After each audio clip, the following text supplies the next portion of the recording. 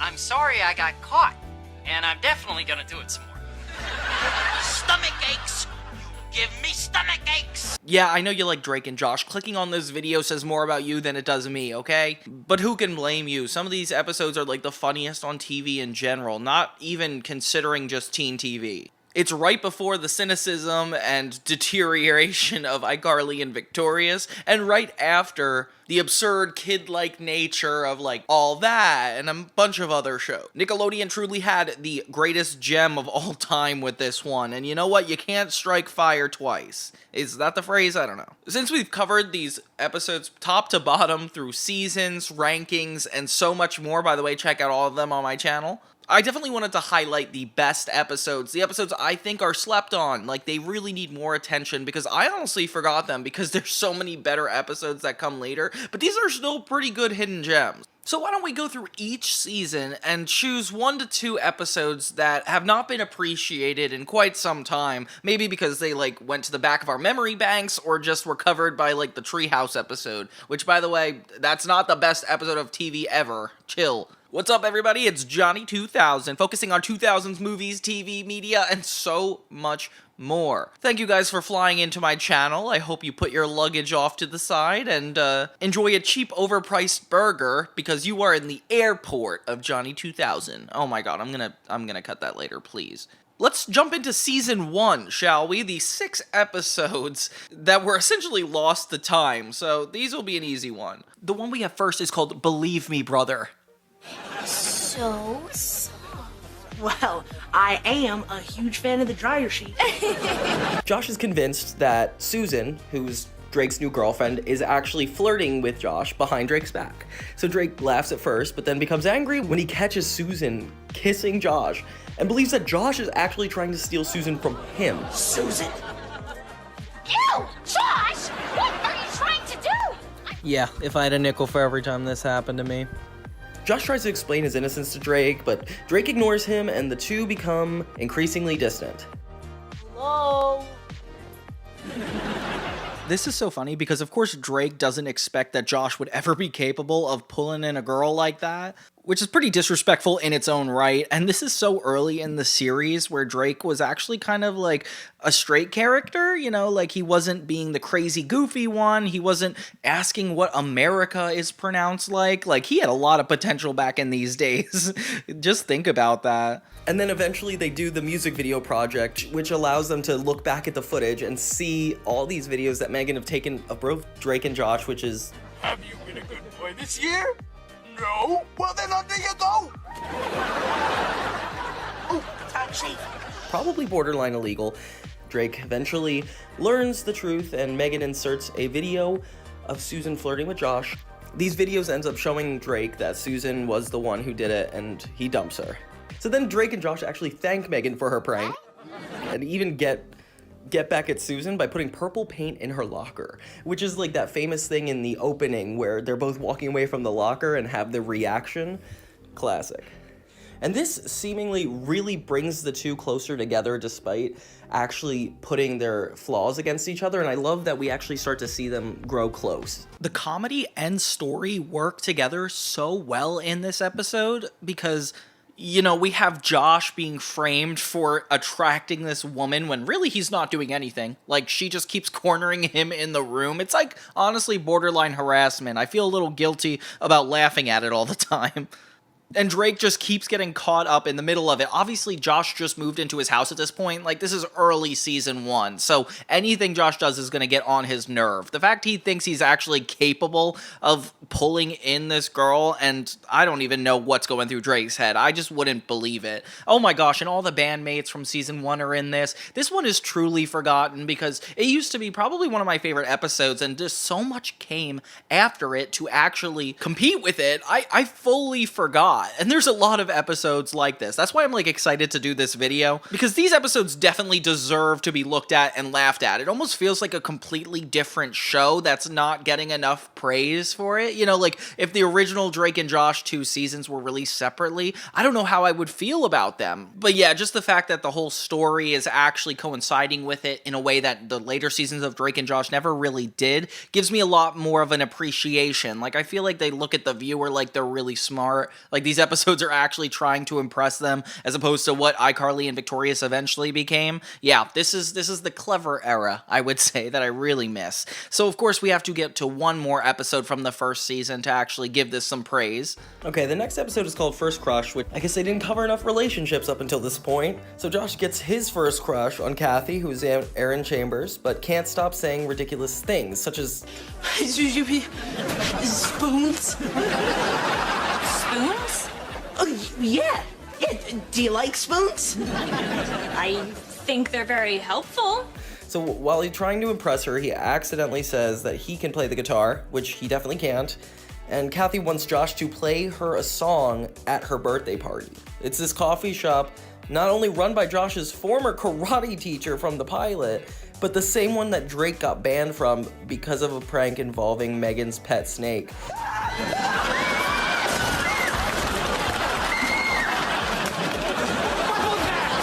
Are you kids out of your mind? It's kind of funny to think for even a second that the owner of this cafe assumes Drake brought a snake just to be freaked out and run and scare everyone. I don't know how there's no benefit of the doubt on this. I can remember this episode so vividly just because I was curious about the connection between the pilot and this one. And it's cool that Drake actually has a gig in this. Like, that's something Victorious can't really say super often, can they? For going to a performing arts school. At least Drake and Josh are just in a normal world, but hey, I'm not going to get into that. This is just such a funny concept to me that really holds up to this day, but I can't help but wonder if this is a situation a lot of people would go through. You know, like having a snake get released in the middle of your set and having to deal with that. Yeah, I'm a little confused at how that is supposed to work. But it's sweet that Josh has a crush. I feel like later Josh is never going to get a crush because he's too neurotic to survive at that point. Like, Drake is all he can handle in his life. It turns out this girl has her birthday party at the exact same cafe that Drake is banned from. What song are you gonna play? Why don't we all be surprised?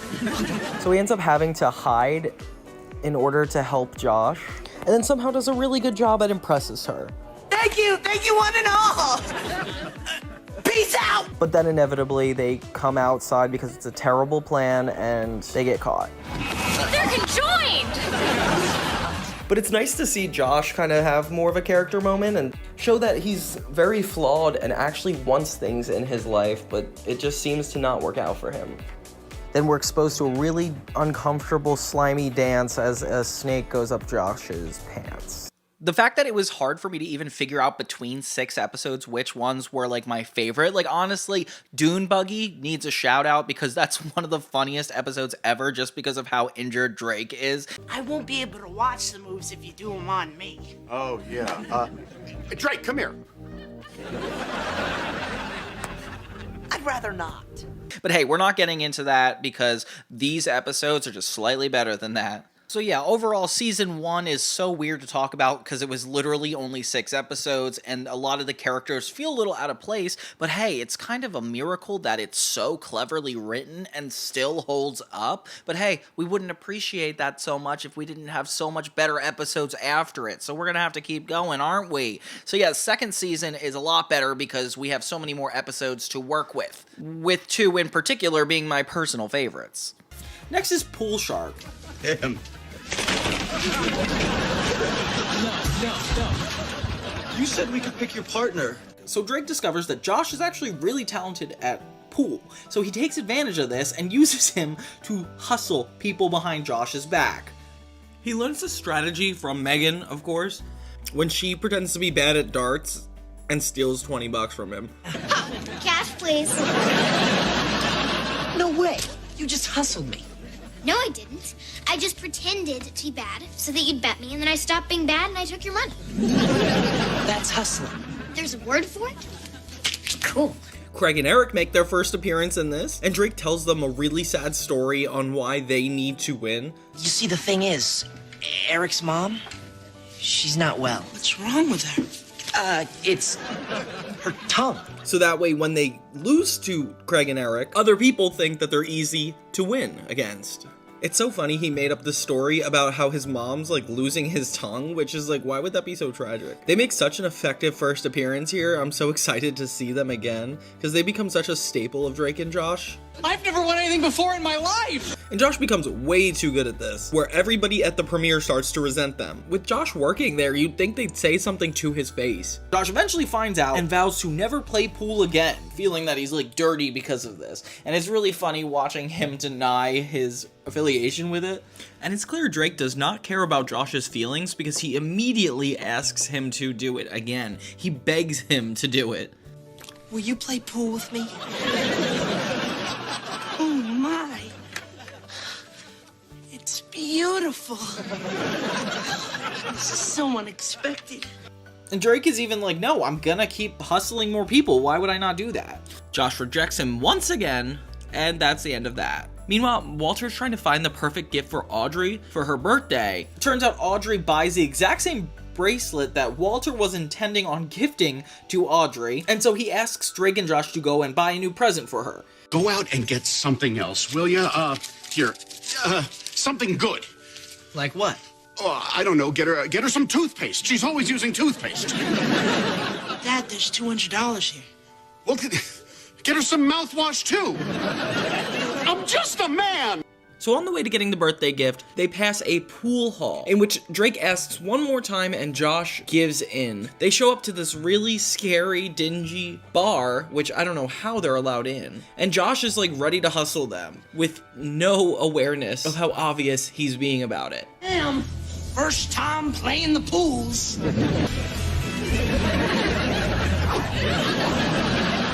Not too good, and it's hard to shoot with all this money in my pocket.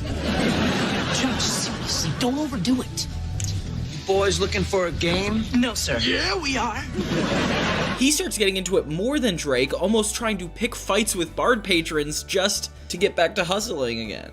He challenges them to a game of pool, and they get more and more intimidating, leaving Drake scared as heck. And he like doesn't even want to win at this point, he just wants to survive. Just to raise the stakes so much higher, they bet the parents money. Once they win, the guys found out that they hustled them, and they corner Drake and Josh into the wall, only to reveal that Josh actually knows these guys, and this was just to teach Drake a lesson about hustling people. I don't know how Josh became buddy-buddy with all these like 30-year-old men. I don't know where this could have happened, but it turns out the guy is actually wearing the perfect necklace for Audrey. He gives it to them, and everything is resolved. The end.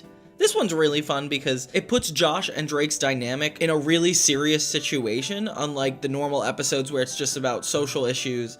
Like, all the stuff they're doing is actually leading to a big threat. And I remember watching this as a kid and being like, oh no. Especially since as a kid you think of ways you could shortcut life, and at least this episode is telling you that there's always consequences for your actions when you take advantage of people. Like, that's a really good lesson. Oh, this used to be my favorite episode at the time, but like I said, hey, many better episodes came along. But hey, you gotta appreciate a Josh episode that has him turning the tables on Drake. And at this point, Drake was trying so hard to like just be the cool character that it's even funnier to watch it turn around on him, even though he has a lot of like irresponsible personality quirks in this episode.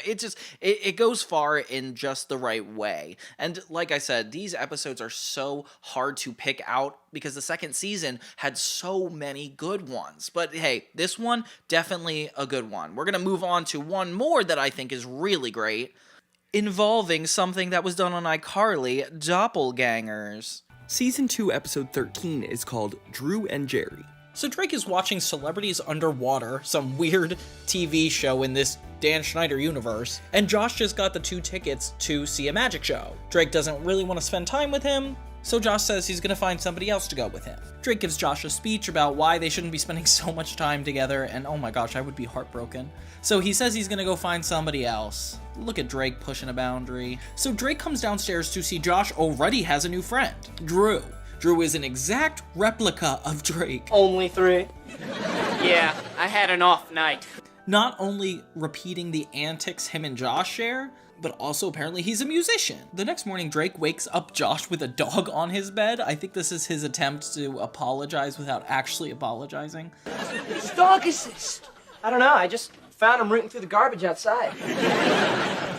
So you let him lick my face? And says that they're gonna go to the cheerleader practice. But Josh says he already has plans. Ooh, tough break. Now Drake's experiencing exactly what Josh went through. Him and Drew are going to a virtual reality ski trip, and Josh looks so funny in the ski outfit. Drake is so bored that he even sits next to Megan and asks to take her to the movies. The two don't know what to talk about, and they just sit there aimlessly. It's so funny watching Drake try to strike up a conversation with Megan, especially knowing he knows so little about her. Like, he doesn't even know her age. He always gets a root beer and I get a Dr. Fizz, and then we mix them half and half. Well, you two have some crazy times. Yeah. Megan admits that he's only spending time with him because of Josh, and he's jealous. Drake listens to this and actually considers it, but instead of going to apologize, he says he's gonna bring over a new friend. Oh my gosh, of course. So Drew's there with the family for family dinner, and he's replacing Drake at every chance he gets. Until Jerry comes in, an exact replica of Josh. He joins family dinner. I'd like you to meet my new friend, Jerry. What's up, fellas? Lady fellas.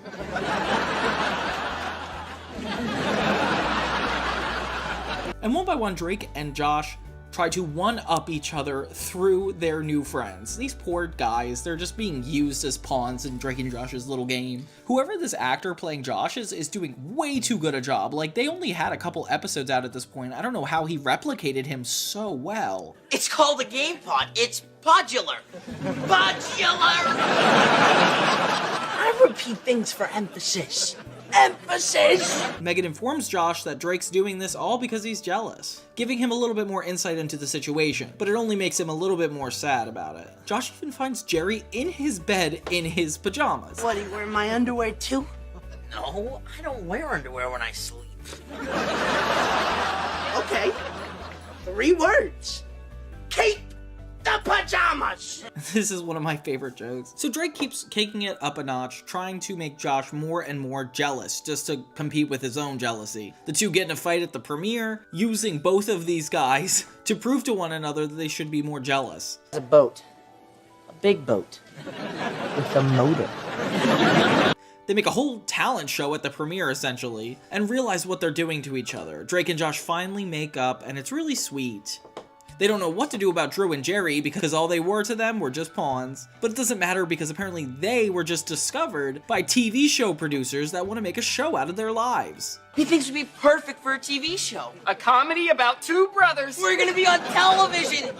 Television! In the final scene, Drake and Josh watch the new Drew and Jerry show, and it's really, really meta, with them both ending at the scary thought of being on a TV show. This episode is at the tail end of the season, which I thought we needed. We needed like a little early episode and a late episode to kind of get the dynamics of how the season went, and I feel like Drew and Jerry is like one of the last episodes before Drake and Josh makes this full transition to be like one of the most comedic shows of all time. So of course it's going to be slept on. But I do remember going to school and talking to my friends about the whole Drew and Jerry concept. Like, how in the world do you have a situation where 2 people are so similar that it just turns out they lead the exact same life as you? And the fact that they had a meta joke in this was also really funny. A lot of respect to the Drake and Josh universe for this episode. And I feel like the family involvement is something really sweet that is something special to the first couple seasons, like Walter and Audrey and all them having dinner together. We don't get that as much. Like, that is that's too normal of a family dynamic for Drake and Josh to even touch. Okay, I know I said 2 episodes, but this has to be the exception because this is one of the funniest episodes of all time. Probably my favorite from the entire Drake and Josh series. I actually put it as my, I'm not going to tell you, in my Drake and Josh ranking video, which you could check out on my other channel, Johnny 2000 Secrets, where we actually go behind the scenes on a lot more of these projects, not just normal retrospective, so please check that out. But this is just such a good episode. Me and my friends used to talk about this all the time going to school. Hey, that's Mrs. Haver's car. What's it doing in the classroom? Okay, somebody has pulled the greatest prank ever. But how did they do it? So in this episode, Drake is wrongfully accused of pulling a prank on Miss Hafer. Her car is parked inside the classroom. What? How in the world did this even end up happening? Kind of parked in our spots. Then sit in the car. Shotgun. Even though it's like unexplainable, she suspends him for it. Suspended. Come on, now you had To the nurse. So later at the house, Josh figures out that Drake has a right to stand in front of a trial of the school in order to prove his innocence. We go to trial in 2 days. That's awesome. And I'm gonna defend you. Oh, that's not awesome. So Josh is like, okay, let me be your lawyer and I will help you defend yourself. Once I prove Drake's innocence, he could take all 3 of you to the prom.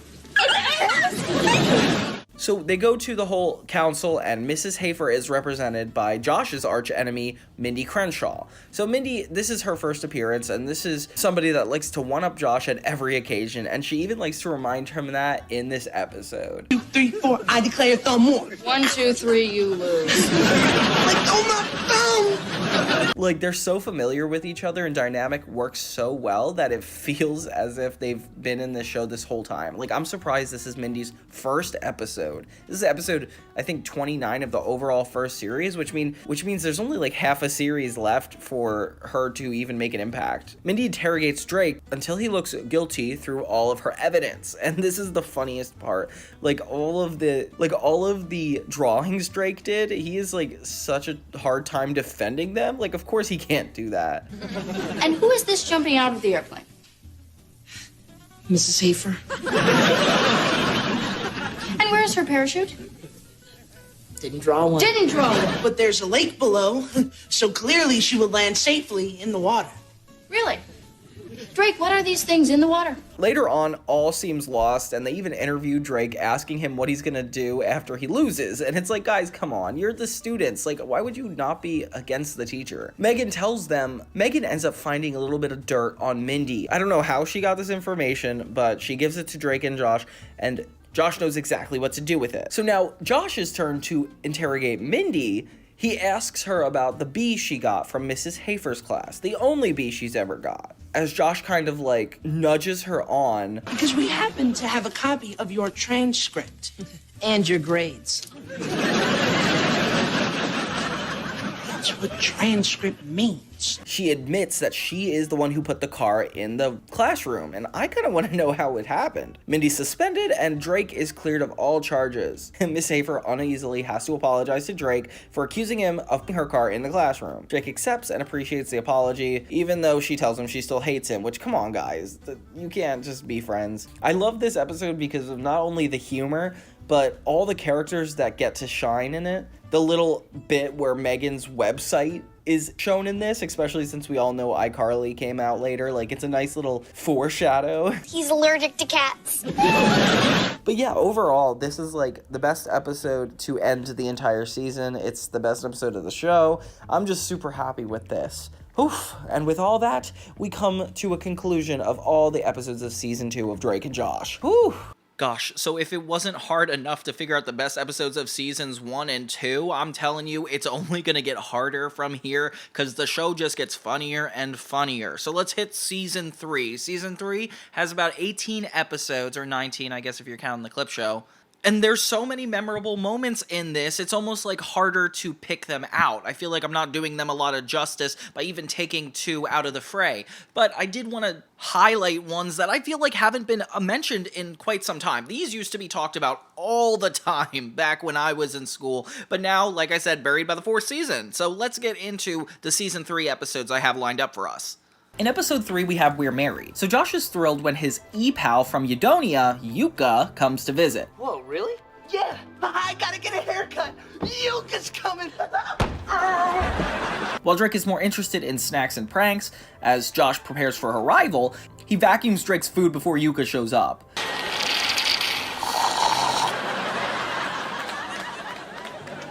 You're done.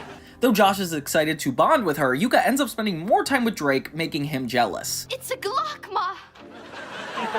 No, this is a goat. Especially since he rents out an entire theater to play one of her home country's most famous movies, and she just wants to go with Drake to another one. Like, I would feel disrespected in that scenario. Talking Helen into letting me screen it for you, so now that I've done all that, somebody's gonna be watching Ick! Glaucoma tonight!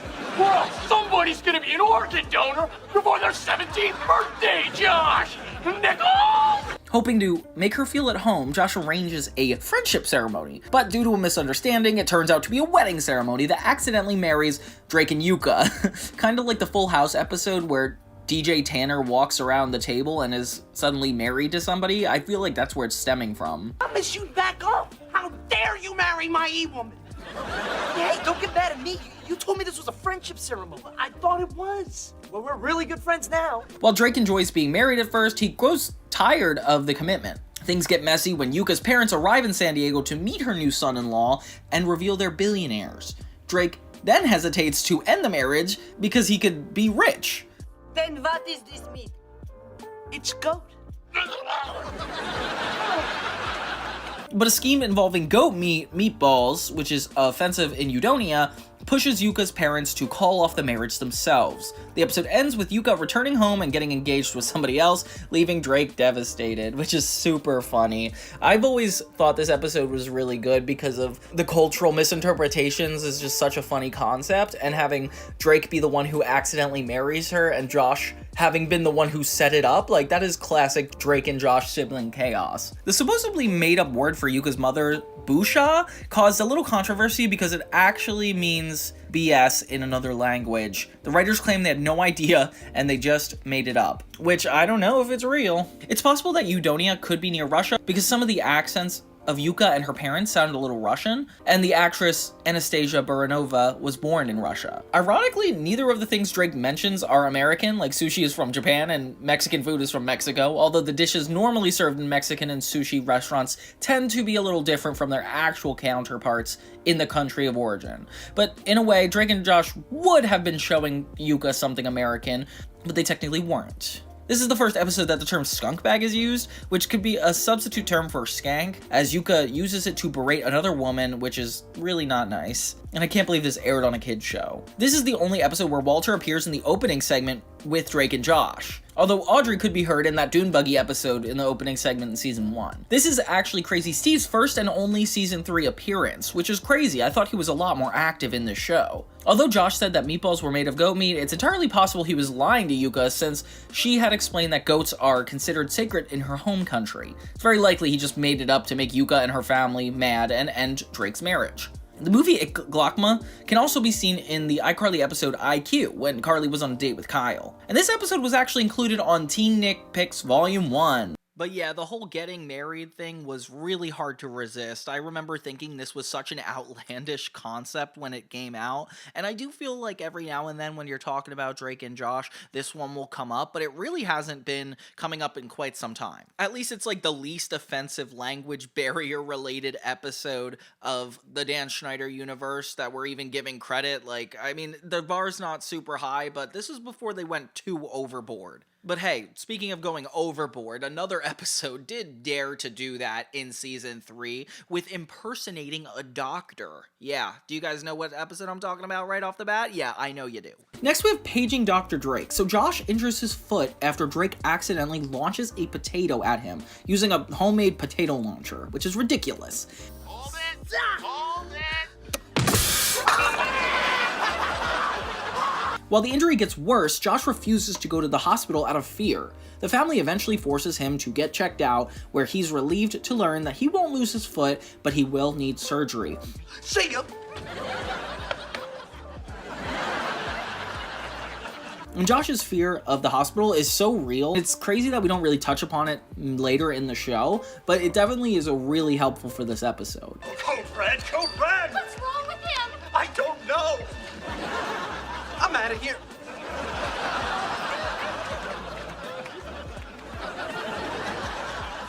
At the hospital, Drake becomes smitten with many of the attractive nurses, which are super old for him. You cannot be doing that, Drake. You are in high school. But he pretends to be a doctor to impress them, and even scores a few dates. You can't do that. Sure I can. Look, Michelle's Thursday, Kristen's Friday, Letitia's Saturday. Which is not okay. Josh warns him that impersonating a doctor is a crime, and Drake agrees to drop the act. But before he could... I thought I'd stop by to say, I don't think we've met before. Right. You see, I'm just filling in. Just filling in. Just filling in. Josh's doctor mistakes him for the real Dr. Elliot Nussbaum, a young medical prodigy due to arrive later that day, which is a great justification for them believing Drake could be in this position at his age. Really, I can't. Why not? I don't know how.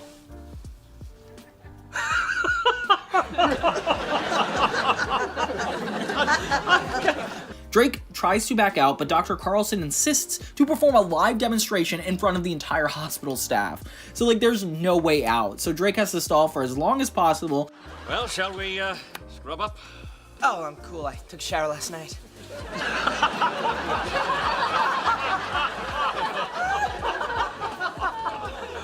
My God, man, you are a joke machine.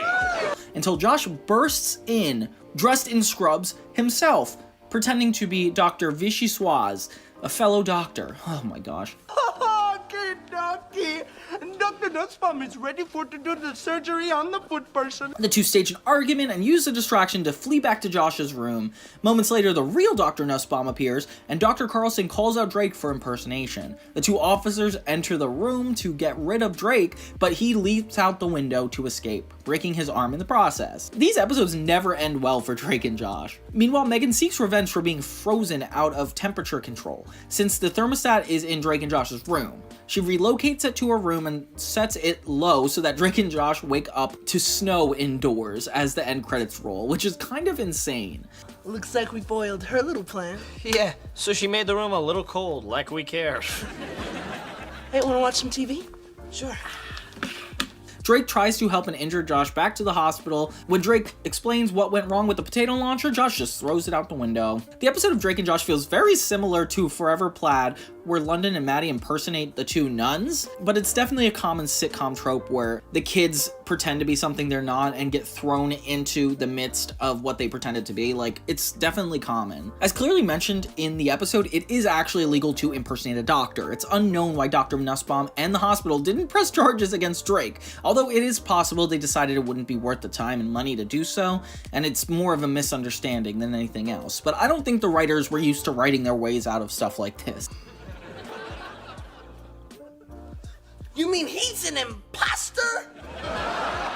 It would appear so. The real name for impersonating someone is called identity theft. The end of the episode is similar to the end of Megan's First Kiss, when Drake breaks his right arm and Josh has a broken left foot with crutches, which is so funny. Josh names himself Dr. Vichyssoise, and as Josh points out, it's actually a type of soup. It means potato soup in French, and it's translated by Mr. Weezer as heard on the episode of Jimmy Neutron called Mighty Weezers in my recent Season 2 retrospective, which is so funny. The episode is quite similar to the episode of Danny Phantom called Doctor's Disorders, when Tucker actually was terrified of going to hospitals as well as Josh. John O'Hurley, who played Dr. Carlson, actually has no distinct memory of filming this episode, which is kind of crazy. I know you guys are going to get mad at me. I mean, regardless, probably with all my opinions on these episodes, but we gotta shout out the foam finger episode just because, I don't know, everybody loves this one. It's definitely gone down in history as like one of the funniest Drake and Josh episodes, even though they had a lot more coming after it, which we're coming to. Just because of its creative format change into being completely flashback episodes. They also did this in Victorious when somebody committed a crime and they were trying to figure it out. I really like this concept. So after school, Megan tricks Drake into eating Josh's last toaster strudel by swapping Josh's warning note with a fake one giving permission, which is super funny. Property of Josh, do not eat. Ha! Oh. This causes Drake and Josh to argue, surprise, unaware that Megan switched the note back to their places. That night, Josh refuses to go watch a Padres game with the family, still bitter over the foam finger incident from 8 years ago. Never go to a Padres game again! It's been 8 years. Since what? Since some rotten kid started a fight with me when I was trying to buy a foam finger. You were 8 years old. Let it go. He recalls getting into a fight with a boy who stole the last foam finger. Didn't you get into a fight with some boy at a Padres game when you were little? And this guy actually turns out to be Drake. Each remember the moment differently though. Josh paints Drake as rude and spiteful. Ha ha, I got the last foam finger. Daddy! And Drake imagines himself as the nice guy, even helping a dying British orphan in line. May I please cut in front of you? Every minute counts. Aw, for the love of crud! Their memories clash and the two end up feuding again, with Drake moving out of their room and crashing in Megan, snoring loudly.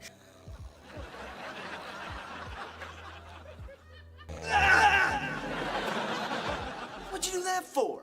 Get out of here! And I like that we have an episode that takes their fighting to the next level. Like, we've never had Drake have to literally move out of the room before, but it's gotten that bad, and I like it when it gets that bad.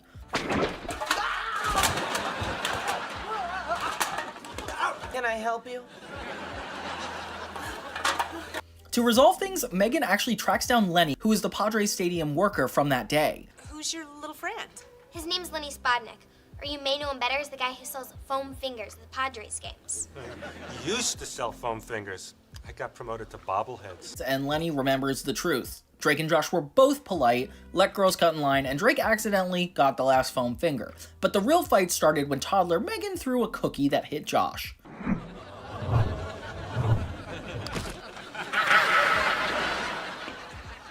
thumped me! No, I didn't. Making him think that Drake attacked him. Realizing this was all a misunderstanding, the boys make up and imagine themselves as elderly versions of themselves still bickering, which is definitely going to be happening. In the dream, old Megan throws a cookie at Josh again, reigniting the same fight. And it's funny that all the events of this episode are surmised in that moment when Megan gives them notes for the toaster strudel, and then also at the end of the episode. Like, that's just really good writing. The girl did mention $100.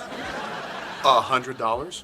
Oh, just pay him. When Drake and Josh are fighting over who started the fight about the foam finger 8 years ago, it occurs in 1997, regarding what happened to Drake and Josh in the flashback. This episode is very similar to the Victorious episode, Who Did It to Trina. In both episodes, the characters recount their stories and going through different flashbacks. It's revealed that Drake and Josh met at a Padres game, which is really interesting backstory. I wish they brought it up a little bit more, but it doesn't seem relevant after this plot. Why are you in here? Because this is the living room. And, yeah, living! Lenny Spodwick is a reference to Mike Spodrick, a cinematographer who works with Dan Schneider on many, if not all of his shows. Megan saves the day by calling the stadium where Lenny Spodrick works, and doesn't actually pull any pranks on Drake and Josh this time. A futuristic flash forward of Drake, Josh, and Megan at 97, 96, and 91 could also be seen in the resolution of the show where they fight over some hot food products, which are used to help people's GI tracts recover from GI illnesses. Ironically, Drake Bell's cousin is a former Padre pitcher, Heath Bell. Isn't that interesting? In one of Dan Schneider's other shows, Henry Danger, the episode Tears of a Jolly Beetle, a clip is seen of Josh saying his famous line, "I ain't calling you a truther," which is funny because it's a popular internet meme. But yeah, the idea of going through both perspectives of Drake and Josh in this episode is hilarious. Josh, hurry! Hurry, there's smoke in Theater 7! Smoke!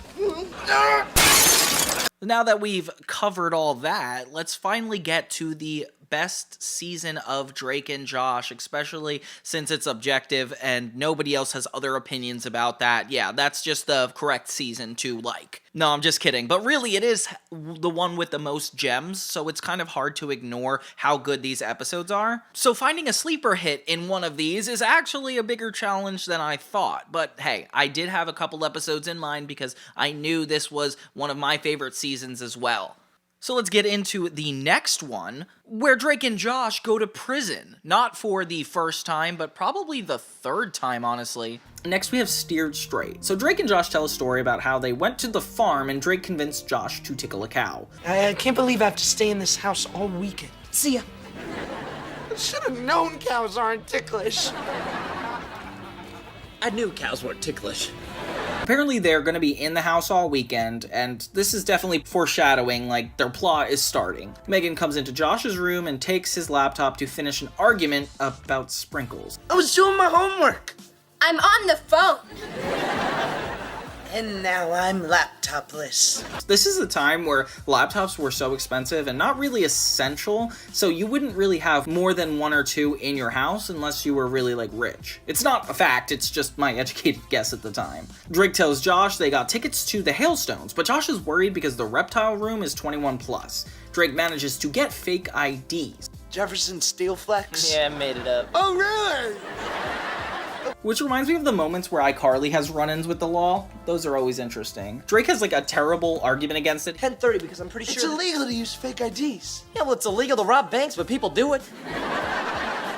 Yes, people who are bank robbers. I've never heard a kids show also mention drinking. Like Drake says, like, it's not like we'll drink, but like it's mentioned. Yeah, Dude, but everybody uses fake IDs. It's not gonna be a problem. Then we smash cut to them being escorted home. Like, it didn't work, and it was so bad that they're literally being escorted to their house. Dad? Walter? And the cops want to talk to the parents privately, so they make Drake and Josh go into the closet. Why do they do that? Both of you up in the closet. Closet? Closet! The cops suggest a steered straight program, which would scare the boys into following the law and obeying. A really unique concept for an episode. I'm excited to see something driven by the parents plot-wise. It's definitely really interesting. Wait, aren't you the weather guy from Channel 2? That's right.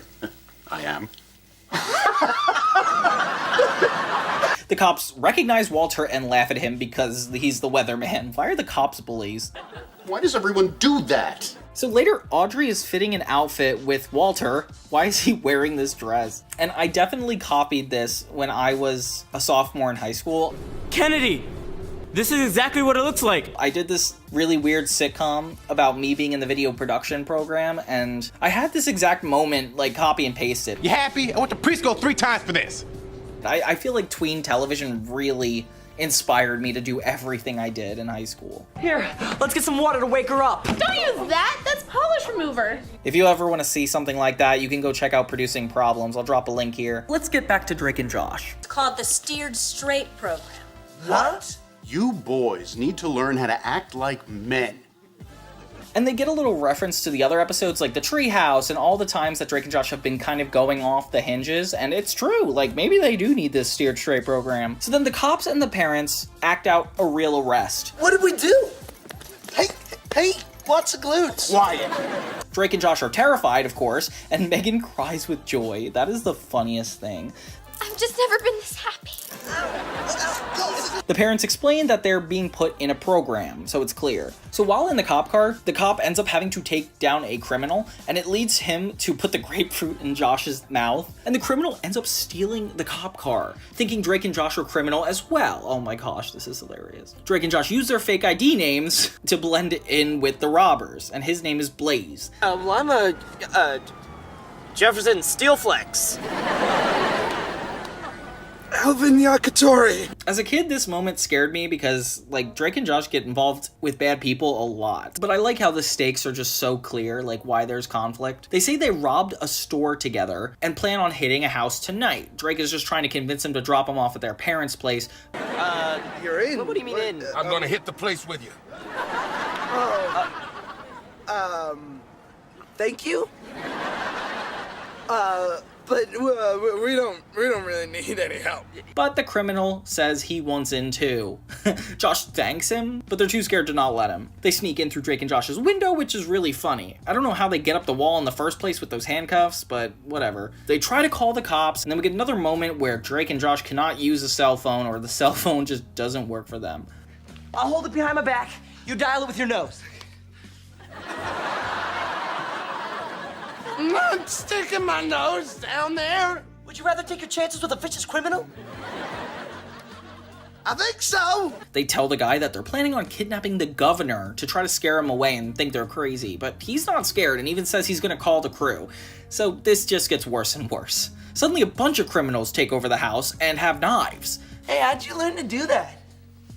Never look me in the eye. Message received. They attack Walter and pretend not to know him. They put him in the closet. And oh my gosh, imagine from his perspective. He sends them to prison and suddenly they're attacking him in his own home. It's like kind of dark. Like I would think my kids just completely rebelled. Go, old guy, we don't know. They try to figure out a way to get all the criminals out of their house, and Drake is like, okay, well, let's use your magic kit. So they end up faking a murder to scare them off. And who's the one that's gonna make me? Oh, not again! Hey, take it easy now. Hey! Like as if Drake would beat him with a banana, pull off his arm, and the criminals get so scared they literally run off. I can't believe it ended this way. I don't know why, it just worked really well. This was such a risky plan. Like, they're lucky they got away with this. And then in the last bit, the person wearing the prom dress that Walter was wearing comes in, and I don't know, I just feel bad for her. Then everybody's out to eat when Drake and Josh remember that Walter is still in the closet. Dad, the closet.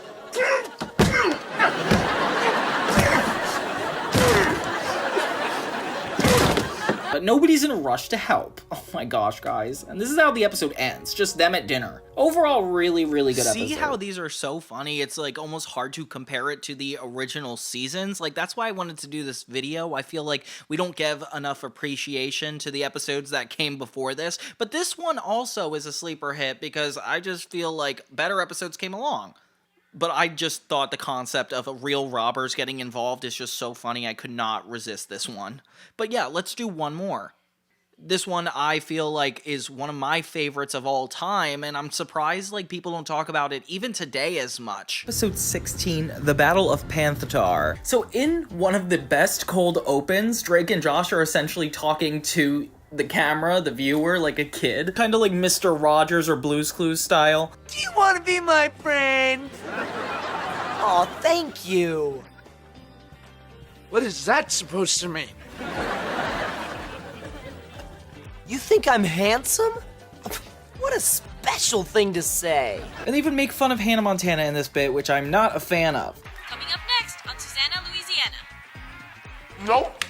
Apparently, Drake accidentally got canceled on for a date. She's in the hospital and can't breathe, and Drake is not sensitive about it. I don't know, she called me from the hospital, but I couldn't understand her because she was having trouble breathing. Can I hit that lemonade? So a camera crew shows up at their house, apparently for MTV. It's for this kid in their class, this rich kid, Thornton. He's having a sweet 16. Well, I'm turning 16 next week, and MTV showing my birthday party on Dude, I'm 16. On MTV? I love that show. Another episode about a TV reality crossover. They're there to record him getting an invitation from Thornton, and it's so funny how bad they are at acting like this along with the other Pimp My Room show, and even trying to fake out for those criminals. Like, Drake and Josh are terrible actors. Thornton! And fun fact, Josh Peck actually directed this episode. Did you know that? It's like insane. So apparently the party is going to be recreating a Galaxy Wars scene too. So it's like one of the most exciting parties of all time. Doesn't sound fun to me, but you know, it's Thornton's party, not mine. Drake ends up getting an album signed by the Beatles, which is something he's really excited about. And he just gave this to you? Yeah, for free. And all I gotta do is stay away from his granddaughter. Later, Thornton asks Josh what he should give to people. I don't know why he would ask Josh, like, and he's admitted to thinking he's a dork. And then he actually catches Drake kissing his girlfriend at the premiere. I'm sorry. He's just an awesome kisser. No, he's not. No, he's not. No, he's not. No, he's not. Thornton, you're way better. Kiss him. Kiss him right now. No chance. I don't know why he gets so angry at Drake. Like, it's clearly her fault. Like, she's the one who made the commitment, not him. He didn't even know. Friend? Yeah, he didn't know she was your girlfriend. You too. Uninvited. Excuse me. No yelling in the theater area. Thornton's mad. He uninvites them both to the party. Drake tries to apologize to Thornton, but apparently he got kicked out, and Josh is super sad about it. He then convinces him that maybe if he gives Thornton his Beatles album, maybe he'll let them back to the party. Dude, I love this album more than I love myself. Dude. Okay, but I love this album a lot.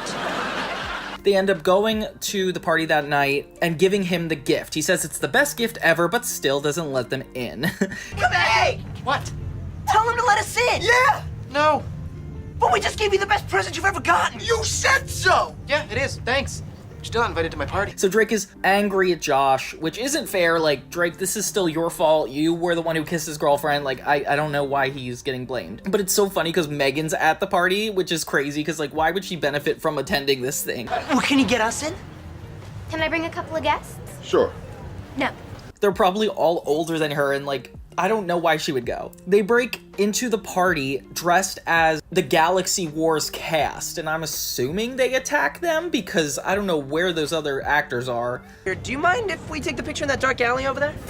No, not at all. Come on. No, it'll be really easy. It'll only take you a second. Dark alley shit. And they get to the present room in search of Drake's Beatles album to get away with it. But they're interrupted when the performance they were talking about earlier happens in the middle of Thornton's party, and they're needed for it. Where are the other Skynauts? Oh, biscuits. But, of course, they don't know the choreography, so they essentially get beat up in front of the entire party, which is one of the funniest karmic moments of all Drake and Josh to me. You guys are supposed to duck. What are you doing? And it's one of those episodes that make me think, like, are Drake and Josh the bad guys? Because honestly, at this point, they cause more destruction than anything positive. The Battle of Panthatar is done! Back to the ship! Come on, let's get him. In the end, they managed to get out of Thornton's party with the album, and I guess they won. I don't know how to feel about it, because it doesn't feel like a positive thing. In the end, they do one last fight with these swords, the lightsaber knockoffs, and it's a really good episode. I really like whatever Josh did to direct this. Although it does bother me because in Jeanette McCurdy's book, she talks about how she was promised to be a director in one of the episodes, and it never came to fruition. Meanwhile, clearly they were capable of it because Josh Peck and Drake Bell both directed episodes in this season. So it makes me think it's either a sexism thing or they just dangle that over actors' heads to make them act appropriately. I don't know. It's just not... it rubs me the wrong way. But yeah, overall, like, these were the best episodes of the entire series, and I don't think you can argue with me. If you want to see some of the worst episodes, I surprisingly made that video first, so you could go back and check it out on my channel, just pointing out the episodes I really didn't like from the show. But hey, it was a lot of fun being really positive this time and actually talking about the ones I felt were really underrepresented, because you know what, we had so much fun in our childhoods. It doesn't matter what we do, as long as we watch Drake and Josh, I think everything's gonna be okay, ? Yeah, I don't know, that was kind of a that was a weird way to leave it. But yeah, just thank you guys so much for watching. This is Johnny 2000, and for more 2000s content, make sure to subscribe. Maybe check out my other channels, Johnny 2000 Secrets or Johnny Tunes, to get a little bit of taste of other shows. But for the most part, thank you guys so much for contributing to this success, and thank you.